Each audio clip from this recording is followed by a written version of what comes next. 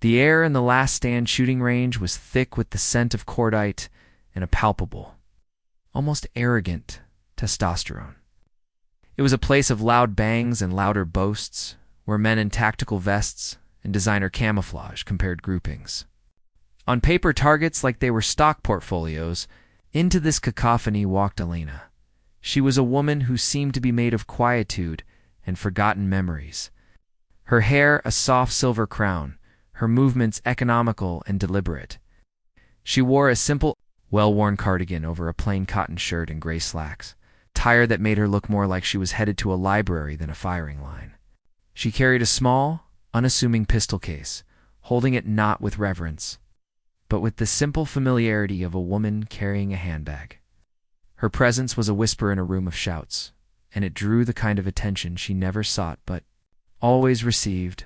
Initial glances were dismissive, a brief flicker of curiosity followed by a swift and certain judgment. A few of the younger men, a clique led by a particularly brash individual named Marcus, exchanged smirks. Marcus, whose rifle cost more than a decent used car and was adorned with enough attachments to make it look like a sci-fi prop, leaned over to his friend. "Check it out," he snickered, his voice a low rumble of condescension. "Grandma's here. To pop a few rounds. Hope the kick doesn't break a hip." His friends chuckled, the sound sharp and cruel. If Elena heard, she gave no sign. She moved to the counter where the owner, a grizzled former Marine named Arthur, was polishing a pair of safety glasses. Arthur, a man who had seen true warriors and could smell a pretender from a mile away, simply nodded at Elena. His eyes, however, held a flicker of respect that no one else in the room could decipher. "The usual, Elena?" he asked, his voice gravelly counterpoint to the sharp cracks of gunfire from the bays. She offered a small, gentle smile. "Just one box, Arthur." "Thank you."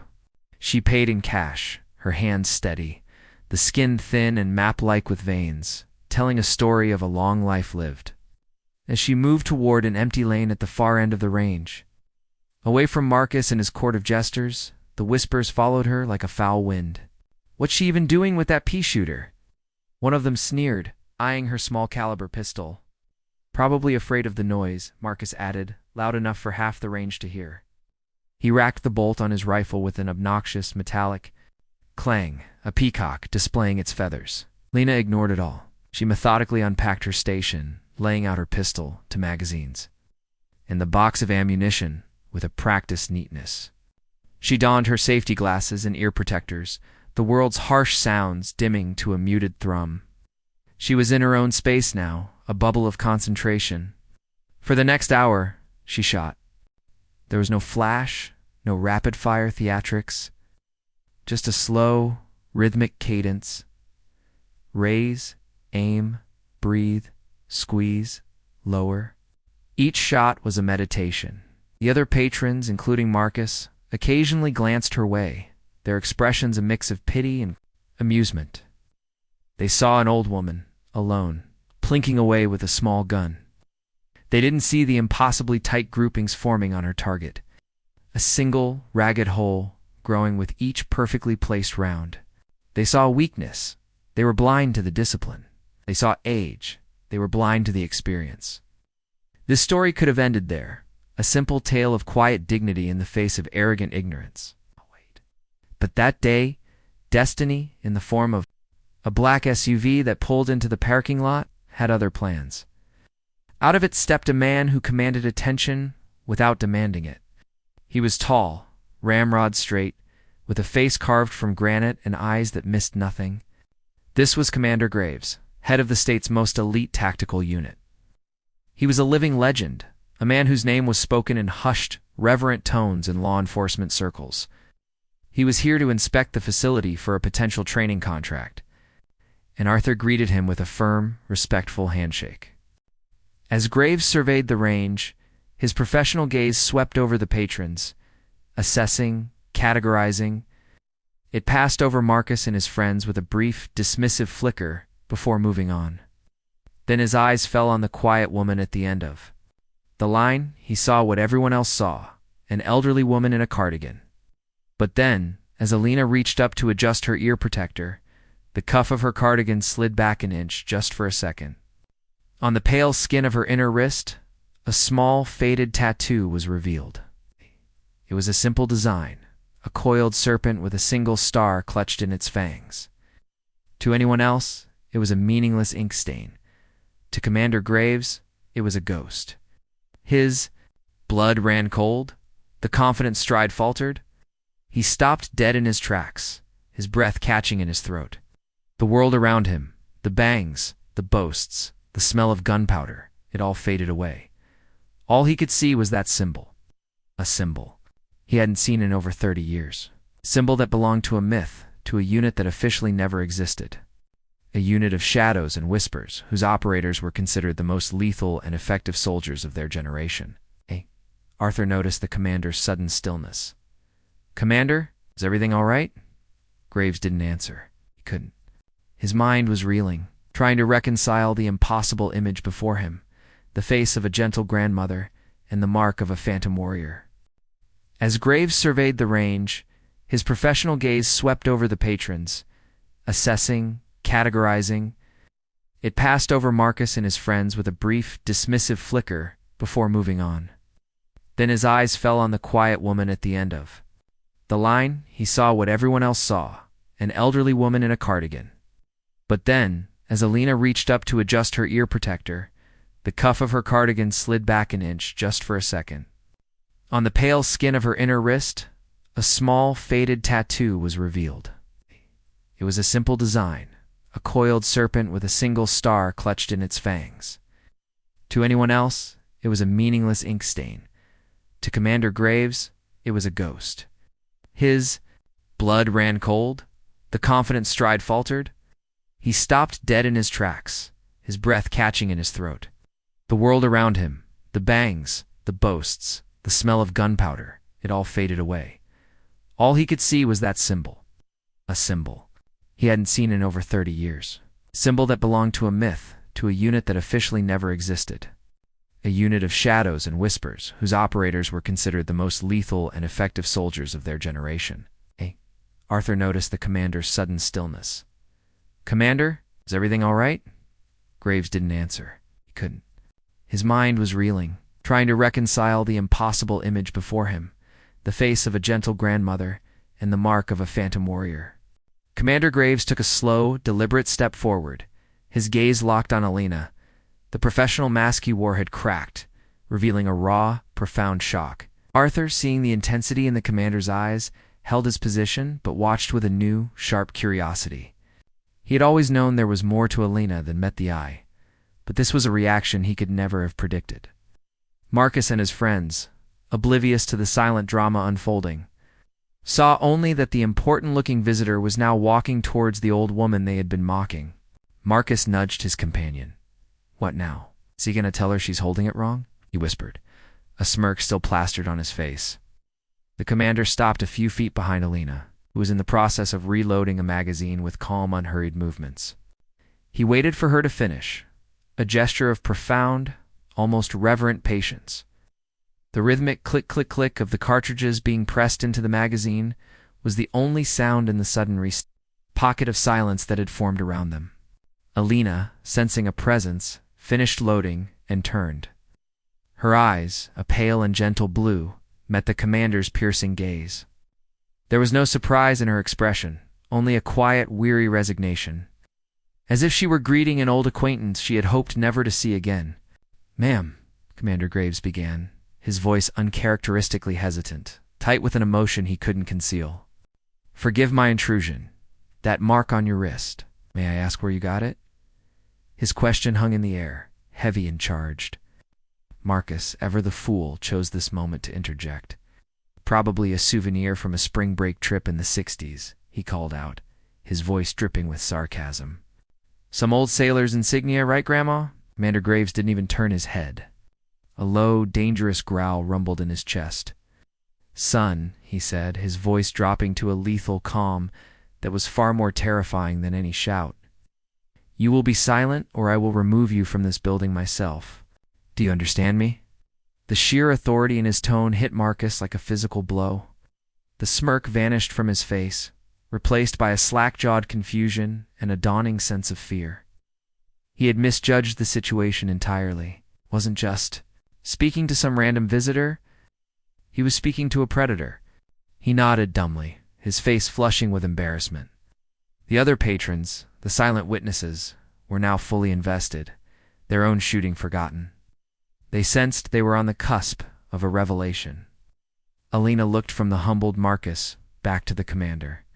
A long sigh escaped her lips, a breath carrying the weight of decades. "It was a long time ago," she said, her voice soft but clear.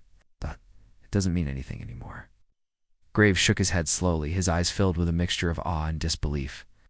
"With all due respect, ma'am, you and I both know that's not true. A mark like that always means something." He leaned in closer, lowering his voice so only she could hear. "They called them the Silent Serpents. A ghost unit. Officially, they were a myth. But I know better. My first commanding officer, a man, who saved my life in a forgotten hellhole, he used to tell stories. He said they were the best he had ever seen. That their lead operator was a woman they called Nyx, the night, because she moved through the darkness like it was her home." Elena's eyes closed for a brief moment. A flicker of pain, a shadow of a memory, crossed her features before being smoothed away by her formidable control. When she opened them again, they were clear, but the gentle blue seemed to have hardened into the color of a winter sky. "Stories are just stories, Commander," she said, her voice devoid of emotion. Ouchies. "He said Nyx could make a shot that defied physics," Graves continued, his voice insistent, searching. "Described it once. A thread-the-needle shot. 2 targets, 50 yards, with a single hostage target placed between them, no more than an inch of clearance on either side. A test of impossible precision, designed to break even the most elite marksman." He gestured vaguely towards the far end of the range. The dramatic irony was thick enough to taste. Marcus, still reeling from the rebuke, scoffed under his breath. "Just loud enough to be heard.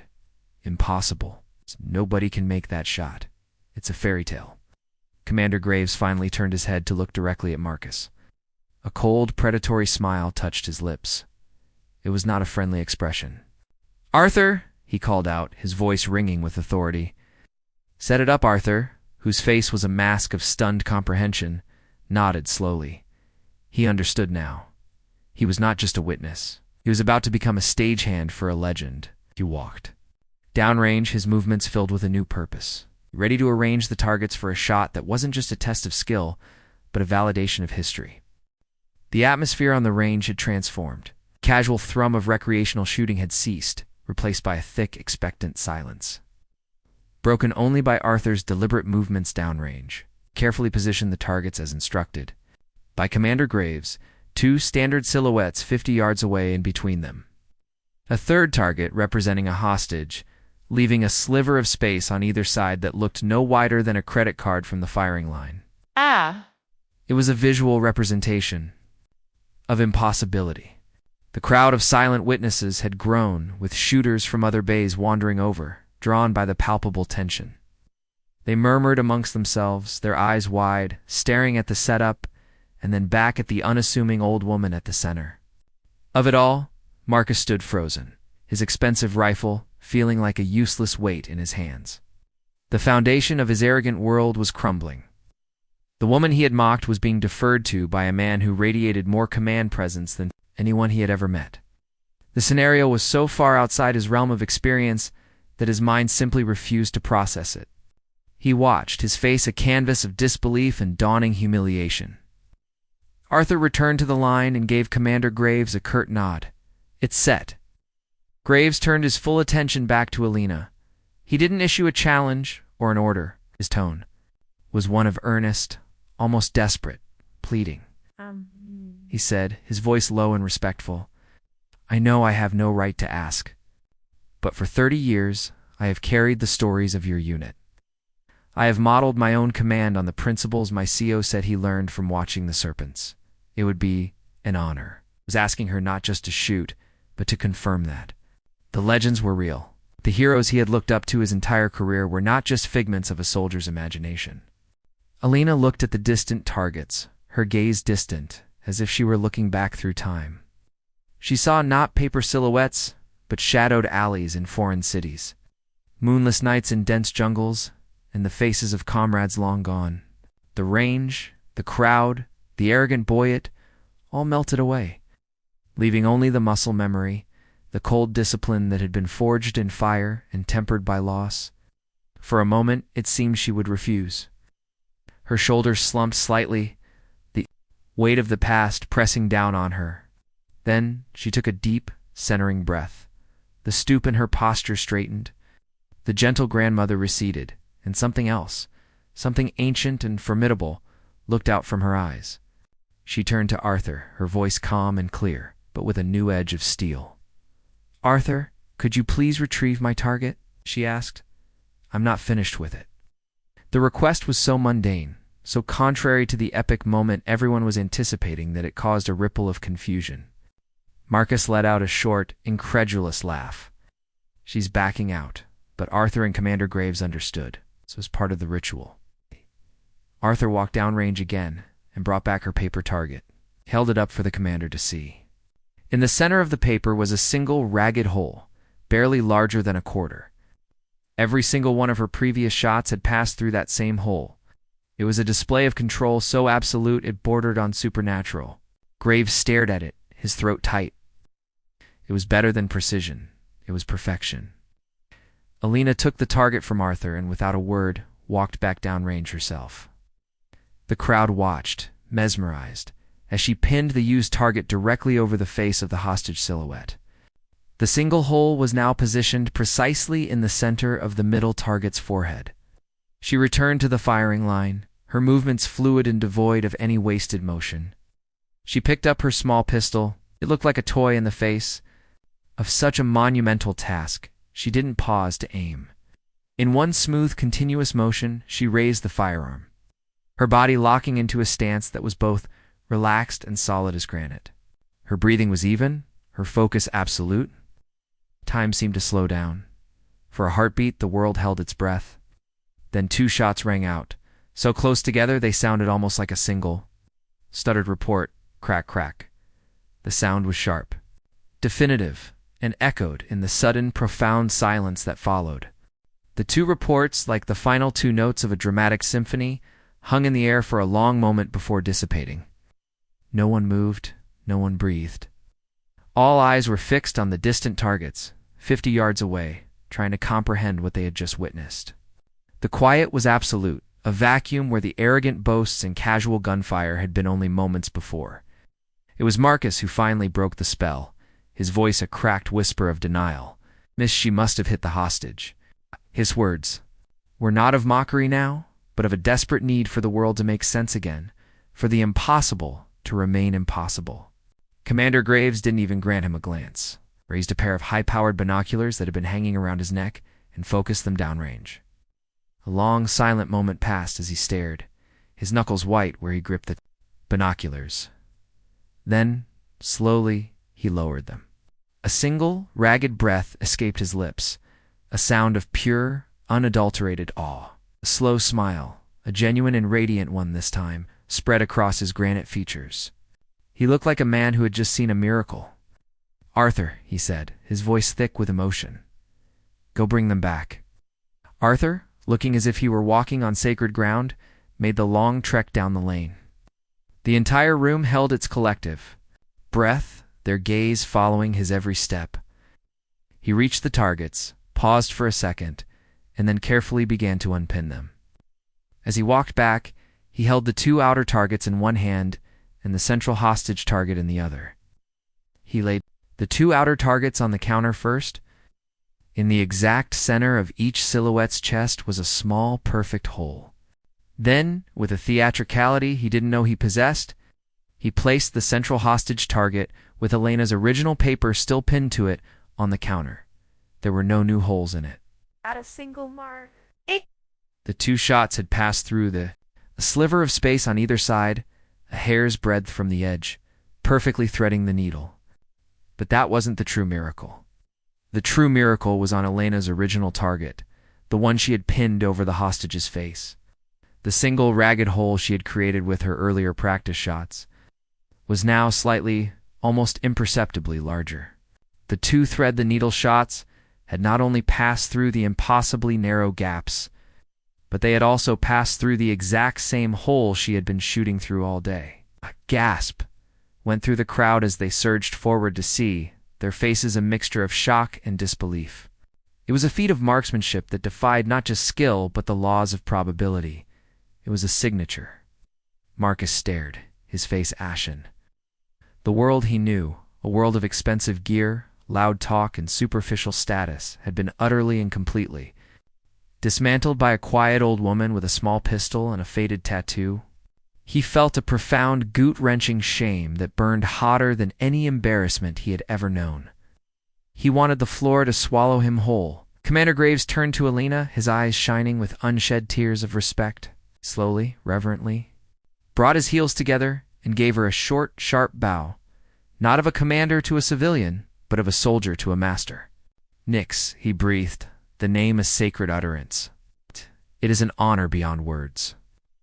Elena simply nodded, the formidable warrior receding once more, leaving the gentle, tired grandmother in its place. She began to pack her things with the same quiet deliberation with which she had unpacked them. The pistol, the magazines, the remaining ammunition, each item was placed in its case, a final, quiet act in a play that had reached its stunning conclusion. The other patrons parted for her like the sea, their faces filled with a new, deep-set reverence. They weren't just looking at an old woman anymore. They were looking at a living legend. As she walked towards the exit, she passed Marcus. He couldn't meet her eyes. He just stared at the floor, his world shattered. Elena paused for a brief second beside him. He flinched, expecting a rebuke, a final twist of the knife. Instead, she spoke, her voice so soft he could barely hear it. "The weapon doesn't make the warrior," she said gently. "The warrior does." Then she was gone, leaving behind a silent room, 2 perfect shots, and a lesson that would echo in the heart of every person there for the rest of their lives. Commander Graves watched her go, a sense of profound peace settling over him. The myths were real, and he had just met one. He turned to Arthur, a wide grin on his face. "Arthur," he said, his voice booming with newfound energy. "How about that training contract?" "Let's talk."